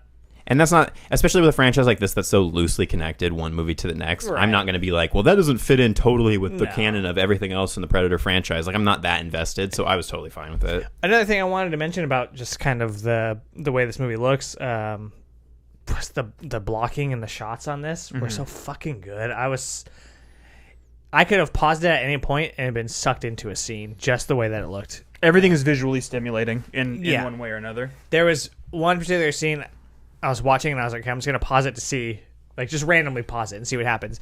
And it's the scene where Tabe, I don't know, and Naru are talking, but it's on him. And he's, like, slightly off-centered, right? And then he's got something in his hair, a feather in his hair, pointing off to the right. And then his bow pointing off to the left. So then we get this cool, like, almost N shape with him. He's in darkness on one side and then lit up from the fire behind him on the other side. And I was like, and there's a little bit of stuff in the background. So he's not dead center. It's not boring to look at. And I was like, this is a perfect example of what this movie does, where it's gorgeous. And the way that every scene is set up, you can tell was thought about. Yeah. And I was just like, holy fuck. Like, I could watch it with no sound and just be enthralled by what they've presented visually. Yeah. And that was something, too, that I was thinking of, because I know we were kind of disappointed when we found out that, because I wasn't the only one who thought this. I was watching the Red Letter Media review of this movie last night, and they were talking about how they were also under the impression that this was going to have a Comanche version that had been filmed in Comanche. And I think a lot of people were maybe a little bit bummed that it's actually just a dub. There's not enough dialogue in this movie for me to really think that would be terribly distracting, except I did see that if you put on the dub, the only way to get subtitles is to put on the closed captioning, so you don't just get what they're saying, you get also like all of the sound Extra effects and stuff, stuff, yeah. which you don't necessarily want on your first viewing of a movie that you wish you could have seen in theaters. But I still think it's very cool that they did a Comanche version for the people who do speak that as their native language. I think that's a good way of saying, like, outside of the fact that they did cast Native American people to play Native American people, and it's a better representation than the Native American dude in the original Predator. Also a better representation of a group of people than mental illness in the last one. Yeah, this one felt like it was definitely going in the opposite direction of like, okay, let's make sure that we properly represent like how this tribe works on day to day and how their rituals work. And I'd have to obviously look into the Comanche culture to know how accurate all of this stuff was, but it seemed pretty respectful to me. And they didn't, it's nice to watch something with Native Americans and not have it just be like the cowboys and Indians style Native Americans you see in like every other thing involving Native Americans. And I thought the performances were fucking great in this. Amber Midthunder definitely deserves all the accolades she's getting. I was totally on board with her character from the beginning. A lot of people, we talked about this briefly in the car, a lot of people who have fragile masculinity are upset at this movie because she's like a 100-pound woman who is going up against the Predator, and they're calling her a Mary Sue. But she's smart in what I don't know, whatever. She's also like, and my disagreement with that is that she basically gets shit on constantly for like the first half of this movie. Like everything she tries to do fails, and she just is persistent. She's observant, and she's just she's smart. Well, she doesn't just jump in and try to fight. Like, I feel like the guys and at the that end, she doesn't with, have a fist fight with the Predator. She outsmarts it, which right, is exactly what Dutch like, did. She doesn't go in head first trying to fight like the other members of her tribe do when they encounter it. She's like, okay, let me plan and prep and think about this and study it, not just go to kill it. yeah. So I think that works. But I don't know. I don't know what people are saying. At first, I was a little bit bothered by the fact that we saw so much of we see the Predator basically from the beginning, and I'm like, okay, they're never going to do the thing.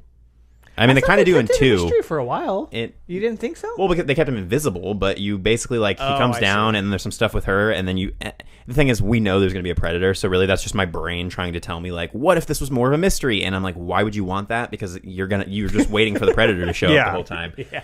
But the fact that we get to follow this feral predator around and see how it observes like the wolf and the rabbit or whatever, and it looks and it goes, okay, that's the Predator, that's what I want to fight. Like that in this situation, it's going specifically for like the most dangerous game in every situation.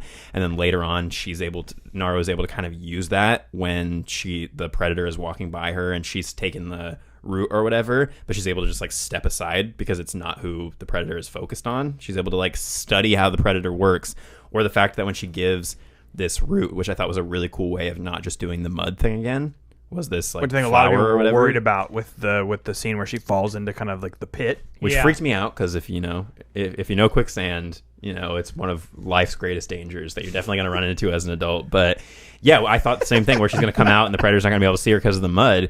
But no, they subvert it and have the flower, the medicine from this tribe or whatever, be the thing that helps her. And then so she's able to see that when she gives it to the French dude, and he's laying on the ground and the Predator's scanning everything, it's not until he steps on the dude's leg and he screams that the Predator's able to see he's there. And so she's able to clock like, okay, well, that made him so he's not seen by the Predator. So she's making all kinds of smart decisions just based on trial and error and observation. But she gets attacked by the lion and knocked out and has to be carried back to the tribe. She gets kidnapped by the French trappers. She almost gets killed by a bear. She almost gets killed by a bear. Like, She gets beat up by her fellow hunters. Yeah, she gets, I was like, damn, they're just like wrecking her at this scene. But yeah, to me, she's not a Mary Sue. Like, she just goes through a lot of shit and learns from it, and in the end is able to use what she learns, like watching how the Predator's laser guidance thing works for his arrows, and go, okay, I can use that against him. Very smart stuff. If you've played the remake of Tomb Raider that came out in like 2013, reminds me all a lot the log jumping and the hatchet throwing reminded me of Tomb Raider. Yeah. Oh, right. And just how like constantly finding new things and upgrading her tech. And it felt very video game in that way. Yeah. Yes, where she's like, oh, I'm gonna make this twine. I'm gonna attach to the axe so that way I can yank it back. Yeah. Which saved her from the quicksand. Yeah, lots of really cool little smart decisions like that. I think that all of the performances are great. The Predator there is quite a bit of tension and some fucking awesome looking scenes, like when they're in that like ashen barren forest area or whatever, and the predators there are just like taking people out. And then obviously the French trapper scene when he's just like, when the one dude tries to hit him with the hatchet and he like gets it and throws it around the other way and stabs the guy with it. The predator is very cool in this movie. So I think honestly the biggest downside of this movie, I don't know, I mean, and it's pretty minuscule, is the CGI is not great. There's not a lot of it, so it's not super distracting, but the animals, I think animals are the hardest thing yeah. to do, because now we have things like The Jungle Book where you're like, that's how you do CGI animals. And if it was just a CGI predator, we have less to compare that to in real life. But when you see a CG bear, and you've seen pictures and video of bears or snakes or whatever, it's like, yeah, that's obviously fake. Yeah. But I'm like, how else were they going to do a bear fighting scene unless they made it CG? Like, and that ended up being pretty brutal and crazy, and reminded me a lot of The Revenant, which a lot of this movie did. Yeah. They kept the predator practical a lot of the time. Outside when he was doing Leaping like jumping around through the trees trees, and shit, doing his best Shia LaBeouf.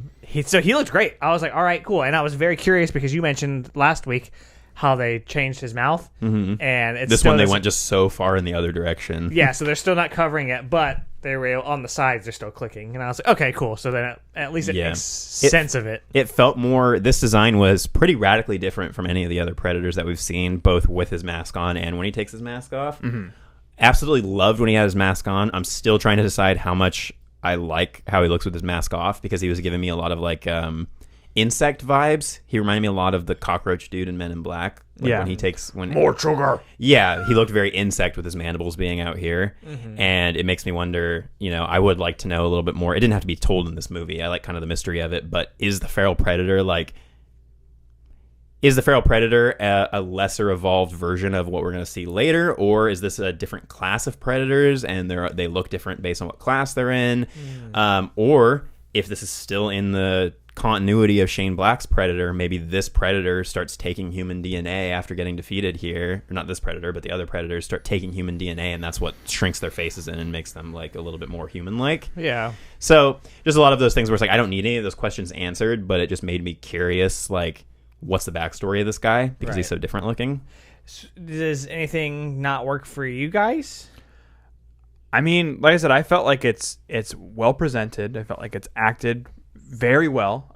There's not a whole lot of dialogue, so there's not a lot of dialogue to get lost in. And it really focuses more on the actors emoting and like gaining your knowledge from that. You learn alongside with the characters as you go, which is really that was great something that stuck quality. out to me. Is I was like, oh, I feel like I'm figuring this stuff out along with her. Like when she figures something out, I'm like, ooh, she'll be able to use that later for this. And Yeah, she does. it I'm does like, a lot ooh, of- I'm going along with the ride with her, like figuring this stuff out. A lot of great setup work, which I think is like, and it doesn't tell you any of that. It allows you to learn that as it comes up. Had a literal Chekhov's gun. I also think that, I mean, just visually, it is the best looking, like aside from the moments of CG, is the best looking of all the movies by a long shot. And I think it's just because it is shot, for being a movie that's supposed to be the most like primitive version of this story, it is the most modernly shot. With the moving low angle shots that you didn't really start seeing until the late 2010s. In order to make characters feel more powerful. Lots of long takes too. Yeah, I mean, it looks fantastic. Like I said, it's well acted, well written. I loved it. Yeah, And I think this that has- this technically is like a 9 or a 10. Yeah, and I think this also has some of the best Predator, just some of the best action, but some of the best Predator action. Like when, again, going back to the French trapper thing, when he's killing all of them, when he like gets the bear trap and like throws it at the guy and gets his head in it, and just like and then when the scene that everybody is gonna remember is when he like decapitates the guy with the shield, or like hits So him with the good. shield and then makes it go out and chops the tree in half. And There's then she so much sees that, cool- learns that it's coming, uses that against. It's a smart movie too. Yeah, and I think it's a movie you'll be able to watch again. And this is the same way I feel about 10 Cloverfield Lane, which is why I think it's great that, same director is both of these movies. I feel like you can go back to and find more things that make the story even tighter and make things connect to each other. Like there are just so many parallels between this Predator and the Naru character. Like it seems like they're both kind of maybe more rookie hunters who are trying to get blooded or whatever. Yeah, they're trying to prove themselves. And so and he's watching the different animals to decide what's the predator and the prey, and she's also watching kind of as a predator, trying to figure out how can I and her whole hunting ritual is like you have to hunt something that's hunting you. So it all kind of ties together in a really cool way that made me, was just really happy that it was actually a good Predator movie. Yeah. Yeah, and I think the name works well because it's like, obviously in the other movies the Predator is the Predator, but in this one it's like, well, who is who? Really? And it could go either way, and then it helped break up the confusingness of all the rest of the movies. Stupidness. Yeah, I'm like, cool, pray, we got it. Yeah, I mean, I had a great time with it. I mean, it's definitely either the best movie or up like tied for the best movie. Like, yeah, so it's fantastic. One thing that I wanted to mention just before we get to ratings is that, did you guys notice that the ending credits are like a small continuation of the story? Yep. So in the ending credits, didn't. so we get to see her come up, and she has the She defeats the Predator, gets its head like Medusa. Oh, I saw that. Yeah. No, but we're talking about, so we get all that. She gives the gun to the tribe. Then the credits roll. Right. Oh, and then real quick right here, this is why I mentioned it. She becomes The new war or chief. the new war chief, which I thought was really cool. So it's not only like you're a great warrior, but you have proven yourself that you can lead others. She looks hella badass with the Predator blood. and do something different. Like face makeup. But, okay, so there's something after. I didn't. Yeah, see it. so in the credits are tapestry the thing, paintings, yeah. You see more of the craft come down. So she warns the tribe, like, hey, there's probably like more of them coming or whatever. And then in the credits, it shows like pretty much right after this movie, it shows like a storm cloud and then like a bunch of Predator ships coming down toward shit. the tribe. Which makes sense because how did they get They gotta the get the gun back. Yeah. Yeah. So at some point they're all going to get murked.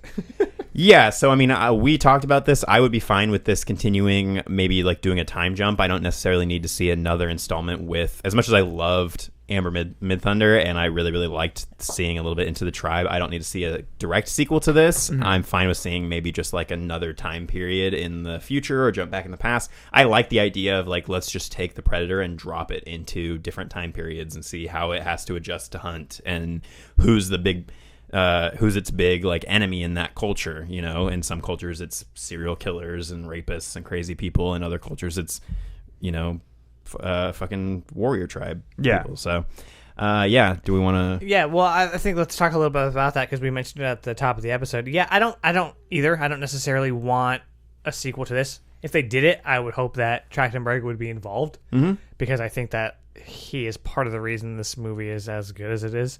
I mean, obviously it's a collaborative effort, but technically, again, this movie is just beautiful. Like what more do we want? Like that story, that arc feels complete. Yeah, we don't need to for stretch that it out or character. anything. Anyway, Yeah. So let's go Egyptian. So I want. Would you want another sequel? So we did that in AVP. Just That's just a because there's a pyramid. Hey, one of the pyramid cats. Yeah, there's some pyramid cats there, right? I could take it or leave it either way. I think that if they did another story that followed this character, I'd still watch it. I think that I would prefer them to move on and allow her to Well, they've do never other done a roles sequel and become so far with any of the characters from Yeah. any of the other movies. So, but go on to bigger and better things. The actress. Yeah. Right on. Yeah, we want to rate it. Yeah. yeah, let's rate it out of 5 tomahawks. All right, cool. I'll get us started. I think I rated the original Predator a 4, and I think that this is also a 4 for me, potentially higher with more viewings. The only thing that Predator has ahead of it is that Predator was original. This does feel at times slightly derivative, not anything that's like a detriment where I'm like, oh, this is so boring. I've seen it This before. movie also but could have existed without the Predator, though. pretty And- much. Yeah. And So for me, they're like neck and neck, which I think any given day could put one ahead of the other. Again, technically, I would give this movie probably like a 5, but overall, I'd say a 4. Yeah. For what? tomahawks. Tomahawks. For me, I think it's a 4.5, which I also believe I gave the original Predator a 4. I think it's a better movie. I think that the way that it's presented just works so much better. It takes the sometimes complicated nature of literally every other film before it in the franchise and makes it something simple and easy to tell, easy to digest, but also still has commentary that you can take away from it if you'd like to. And like I said, fantastically shot, fantastically edited, fantastically acted. All totally fair. Yeah, I'm totally going to agree. I texted you guys pretty much right after I watched this and said that it was on par, if not surpassing the original. I know for a lot of people that's probably blasphemy, but I think also a lot of people go into this with a lot of nostalgia for the original Predator, which I don't possess. And I talked about this last week. Action movies are not really my thing. So this was like, what if you took the idea from the original Predator and made it more my speed, which is like a survival story, like gorgeously shot nature stuff, character drama. It just took what worked about Predator and just spun it for, for something that was more enjoyable for me, which is why I would say that to me this is the more enjoyable movie. Like, I'm probably going to go back and watch Prey more often than I do Predator. That's fair. But we still got, like, this didn't feel like Shane Black's, where it felt like it was almost trying to spit in the face of the previous movies. We still got stuff in this movie like, if it bleeds we can kill it. Right, like, we still get homages. Luckily nobody says get to the chopper, because that wouldn't have made any sense in the 1700s. It's just a person cutting something. Me? Yeah, but I would also give it a 4 tomahawks out of 5, which is what I gave the Predator. Like I said, Predator. Yeah, Predator. Not the Predator. Yeah, Predator. See, I'm already getting confused. I'm done. Oh God, we're almost done with this. But yeah, I think they're on par. If not, like, I think I might enjoy this one a little bit more, and it'll just take a couple rewatches for me to decide which is better. But I would highly recommend, if you enjoy Predator, or even if you've never seen any of the Predator movies and you want to jump in, you really don't need any background for this one, and it might be a good place to start, because it might latch people a lot better than some of the more dated 80s action stuff from the original Predator. This might get you hooked, and it has a cool Predator design, so I was iffy on it, but it's grown on me since. So right on. Check it out. If you have differing opinions or the same opinions, shoot them in a comment, or shoot us a message over on Instagram. We'd love to hear them. Huh? Keep it civil. Oh, yeah. Whatever. Keep it simple. Yeah, if you haven't already, subscribe and shit, right? Yeah. Yeah, like the video, subscribe, leave some comments. Make sure if somebody leaves a comment, you argue with them so that you start a long argument thread so that we get more interaction in our comments. Yeah. Say something bad about their mother, that kind of thing. Yeah. We'd appreciate it, yeah. And then say hi to your mother for me, all right? And then we'll go ahead and get started with our final cut. Cool. What do you know? I asked for final cut, and I got it! All right, for final cut this week, we are going to do some Predator pitches, or as Anthony called it, to pitch a Predator. So I'll go ahead and get us started. My idea for a Predator movie is Adrian Brody takes the ship, comes back to Earth, and was like, hey, I need Danny Glover and I need Arnie, and we're going to go take the fight to them. And so we're going to Predator Planet to fight the Predators. Yautja Prime. Yeah, sure. Is that related to Amazon Prime? They have crazy shipping. Yeah, they also have 2-day delivery. So they go there. 2-day delivery of death. Fight the planet of predators. Maybe it goes well, maybe it doesn't. While they're there, they see the predators are breeding the aliens for battle, the xenomorphs, right? So then they capture a predator, but the predator, to be a dick, they put him in like a cryogenic freeze. He gets face hugged, so he's got an alien in him. Oh shit! And then they take that back to Earth, but turns out that on their way back, they are now way far in the future, and at this point, the Earth has been taken over by apes. Terminators. Oh. So now it's Alien versus Predator versus Terminator.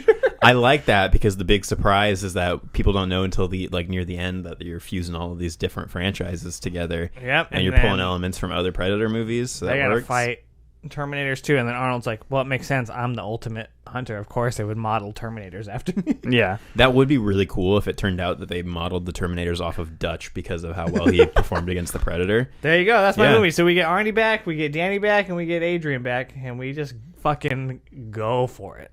I like it. Do you have Predator X? Yeah. Do you have a director that you would like to see try to handle all of that stuff? Oh, I forgot about that. Sounds like a job part. for the Russo brothers, doesn't it? Yeah, Kinda, yeah. They could do it. If they could do anything. Merging all the Fox properties. That would be pretty cool. I would watch that. I mean, Also going to be Cameron's opportunity to jump into the Predator franchise. I would love to get... I know, right?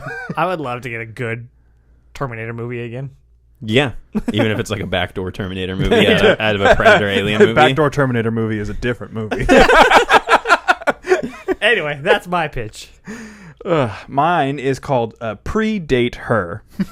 And then so the plot line of mine is a freshly blooded Yaoja warrior is sent to Earth to find an adversary, but instead finds love. I love that yours also continues, no offense, the stupid titles. Yes.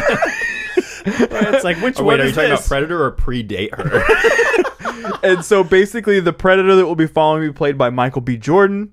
And he is essentially sent to a planet. He combats against a group of humans. And the human that survives is played by Denai Guerrera from The Walking Dead and from Black Panther. Michonne. Thank you. And they end up falling in love, and this is how they create the fugitive predator that comes back in The Predator, because it has human DNA. Okay. This answers the question of Olivia Munn's, which is, who fucked a predator? So it's like So Splice. so you heard that line and you were like, I want to know. We need to know. We The need world to needs know. So there's no, it's not like a horror action movie. It's like a... No, there'll still be all of that beforehand, but they end up falling in love at the end. Oh, it'll be like a Crouching Tiger, Hidden Dragon situation. Yeah. Okay. And who's directing yours? We'll say Coogler. All right. The Farrelly brothers. There's something about Predator. Jesus. It's all black. Yeah. It's all green. All right. Well, my Predator movie is going to be called Pamangsa, which is Indonesian for Predator. Okay. Because my movie is going to be set in Indonesia, in the Indonesian prison, Karabokan prison. Which is a real Karabokan, prison. no joking. It's the most fucked up prison in Indonesia, and the inspiration that I had behind this was, how cool would it be to put the Predator in a prison movie?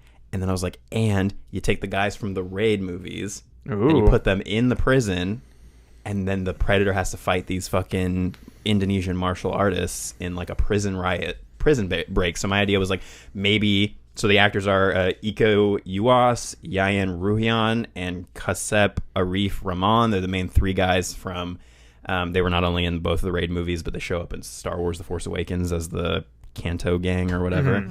And they are like the choreographers for that whole style of Indonesian martial arts. And so I would have Gareth Evans direct it, who also did Apostle and did the Raid movies, because he's known to do very brutal shit with like the handheld cameras and all of the hand-to-hand combat. So I think that would work really well with a Predator movie, and have the setup be like, maybe these guys are attempting a prison break, and maybe they don't know at first that the Predator has infiltrated the place and has maybe cell by cell been taking people out. And then, of course, because maybe he's attracted there because prisons are known to be very, very hot, uncomfortable places. So it'd be the perfect place for a Predator to come and do very similar to what is in Predators, take out like society's biggest predators. And then there's some sort of large prison riot, and there's just a million dudes like not kung fu, but Indonesian martial arts fighting the Predator. I think would be very neat. I think it'd also be cool if somehow the Predator got arrested and sent to prison. Oh shit! Because because a couple of guys who were up no good started making trouble in his neighborhood. He was like, I didn't know I couldn't do that. I've been arrested for jaywalking. My backup idea, just real quick, if people don't like that, is No, I'm on board with it. is Backdoor Terminator. is backdoor Predator, which is a different thing. No, so the Predator gets dropped in the United States during the American Civil War. And the Union and the Confederacy have to join forces to reunite the United States of America in order to fight the Predator. So it would be a Tarantino-esque like spin on what happened in history. Yeah, which that's how the country reunited, was to fight the Predator. And that's why Tarantino movies are so violent. Yeah. This movie is called Django Unchained 2, directed by Quentin Tarantino.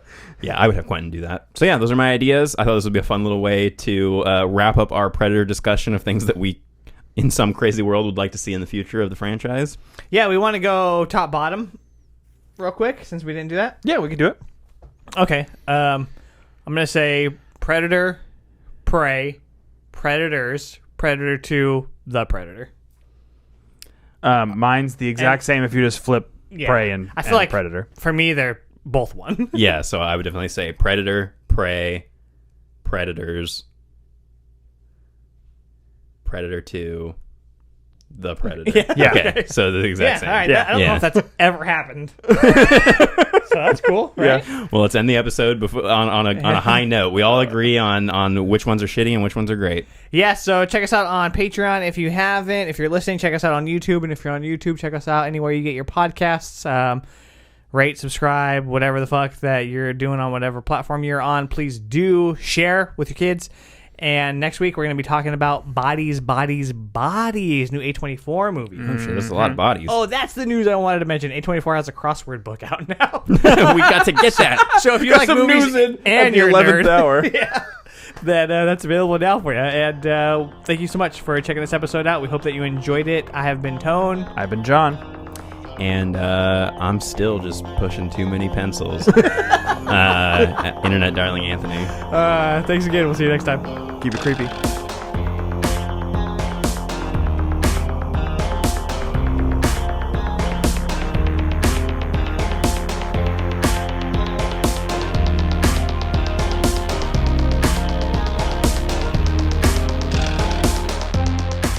For exclusive episodes, early access, merch, and to support the show, head over to patreon.com/Porcelain Peak.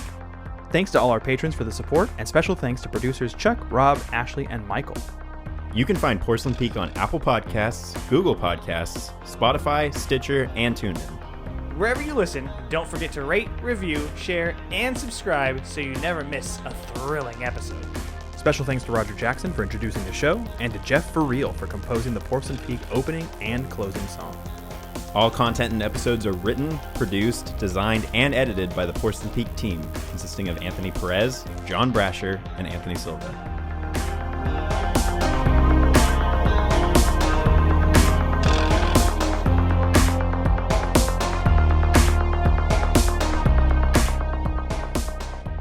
This has been here words for Weirdos Production.